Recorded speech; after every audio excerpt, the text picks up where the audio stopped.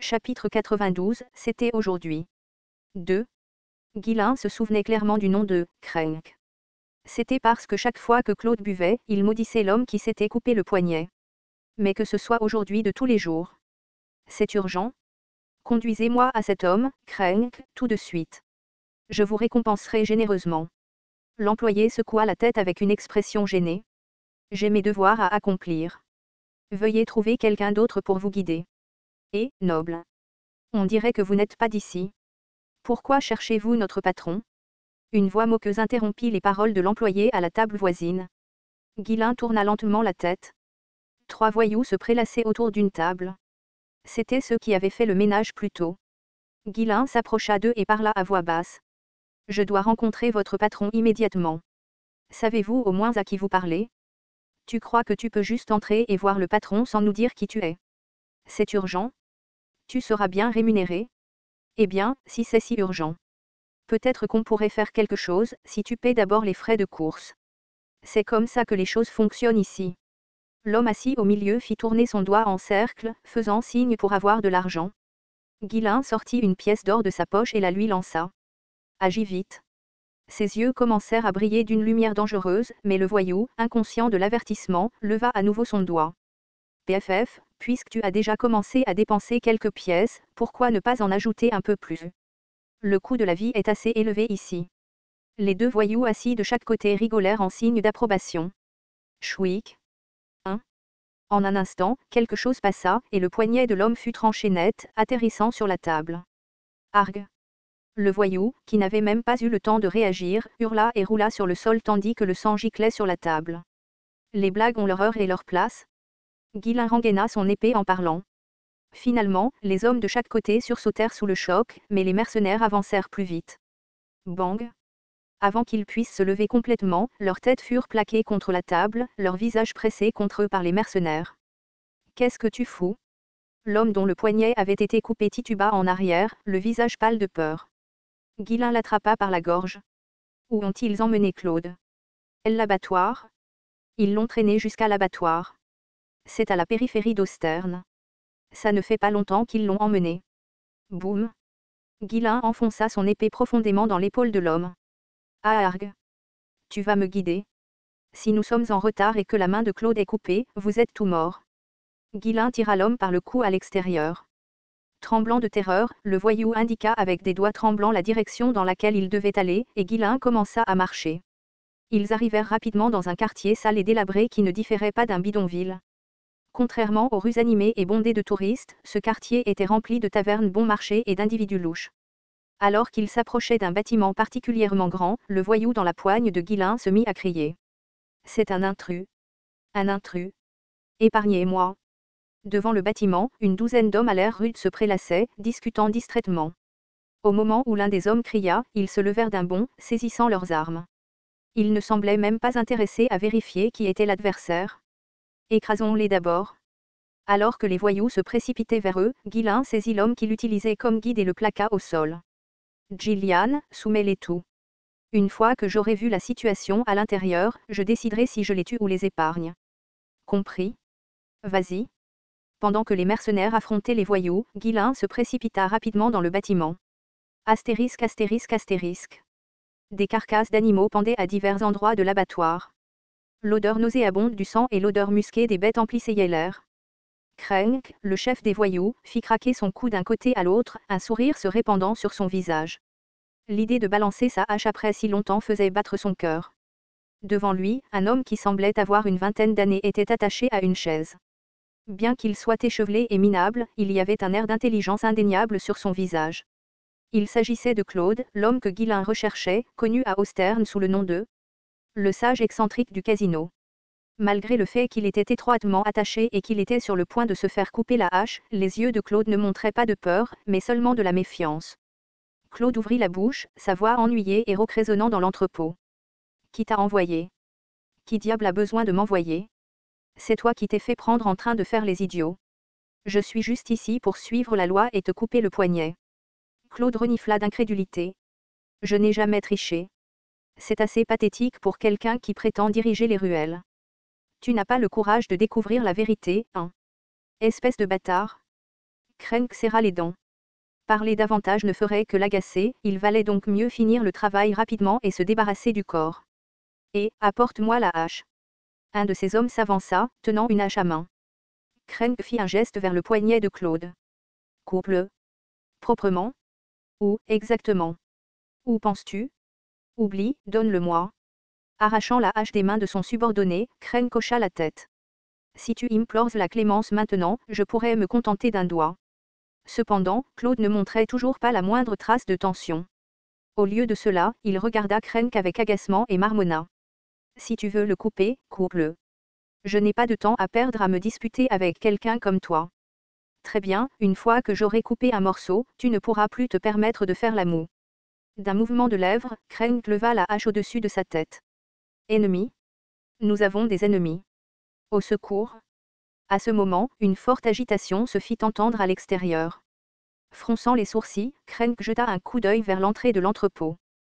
Qu'est-ce que c'est que ce bordel? Que se passe-t-il? Allez voir ça. Les voyous à proximité hochèrent la tête et commencèrent à sortir, mais ce n'était pas nécessaire. Crash! La porte se brisa alors que Guillain entrait en trombe dans l'entrepôt. Scrutant rapidement les environs, Guillain repéra Crank, le désigna du doigt et parla. Si tu bouges, tu meurs. Reste où tu es. Un voyou s'avança, bloquant le chemin de Guillain en criant. Tu sais où tu es. Espèce de bâtard. Le voyou se précipita en avant, brandissant un poignard. Mais Guillain n'était pas du genre à se laisser prendre à une attaque aussi maladroite. D'un geste nonchalant, il tendit la main et attrapa le poignard. Crac! Le poignard se brisa en morceaux, laissant le voyou en état de choc. C'est impossible.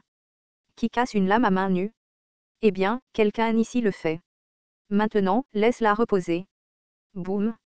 Guillain frappa l'air avec désinvolture comme s'il chassait un insecte. Le voyou fut envoyé voler contre le mur, son nez et ses dents complètement brisées. Crank cria frénétiquement. Qu'est-ce que vous faites, bande d'idiots? Attaquez-le tous en même temps. Une douzaine de voyous dans l'entrepôt chargèrent en même temps. Guillain les fusilla du regard et tendit la main. Il n'avait pas l'intention de s'occuper d'eux un par un. Il était trop pressé pour en perdre. Clink. Des fils de mana s'enroulèrent autour des voyous, les figeant sur place. Crac. Aarg. Alors que Guillain serrait le poing, les membres des voyous se tordirent et se brisèrent, les envoyant s'effondrer au sol. C'est quoi ce bordel? Crank tituba en arrière, son visage vidé de toute couleur. Il avait vu toutes sortes de choses brutales dans sa vie, mais jamais quelque chose d'aussi étrange que ça. Est-ce qu'il est un mage? Il se battait avec ses poings comme un chevalier, mais Crank n'avait jamais entendu parler d'un chevalier ayant réussi quelque chose d'aussi bizarre.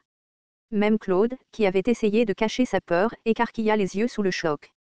Ayant étudié à l'académie, Claude avait vu beaucoup de chevaliers et de mages, mais aucun qui pouvait utiliser une telle technique. Alors que Guillain s'approchait de lui, Claude l'observa en silence avant de demander. Es-tu venu me sauver? Ouais. Pourquoi? Nous ne nous connaissons même pas. Disons simplement que nous apprendrons à nous connaître à partir de maintenant. Claude grimaça, comme s'il regardait un fou. Guillain rigola et détacha Claude de la chaise. Je suis Guillain, baron de Fenris du royaume de Ritania.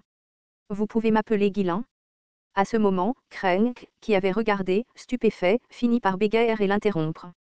Que fait un noble étranger ici? Même si vous êtes un noble, vous ne pouvez pas faire ce que vous voulez. Mais même Crank lui-même doutait que ce type écoute. Tout le monde à Austerne savait que l'indulgence n'était pas réservée aux roturiers. Il y avait un accord tacite entre les nobles de ne pas déranger les terrains de jeu des autres pour éviter de perdre le leur. Et pourtant, cet homme avait fait irruption sans se soucier de cette compréhension. Allait-il reculer simplement parce que Crank avait pris la parole? La réponse de Guillain était exactement ce que Crank craignait. J'emmène Claude avec moi. Cet homme a triché. La loi ici est de couper la main de quelqu'un comme lui. Ne fais pas l'idiot. Tu crois vraiment que je suis venu ici sans rien savoir? Guillain avait entendu les lamentations de Claude sur le fait d'avoir eu les membres injustement sectionnés plus de fois qu'il ne pouvait en compter. Crank jeta un coup d'œil de côté vers la porte brisée. Ses subordonnés étaient soit allongés sur le sol, soit à genoux, vaincus.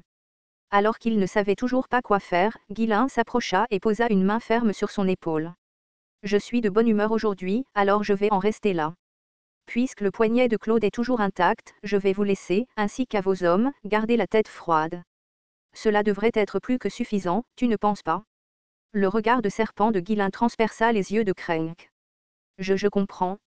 Crenk hocha la tête à plusieurs reprises, tremblant. Il s'était frayé un chemin jusqu'à cette position, versant beaucoup de sang en chemin, donc son instinct lui disait une chose, l'homme qui se tenait devant lui était bien au-delà de ce qu'il pouvait gérer. Tu comprends vite. J'aime ça. Ghislain sourit, sortit quelques pièces d'or de sa poche et les plaça dans la main de Crenk. Pour les factures médicales de tes hommes.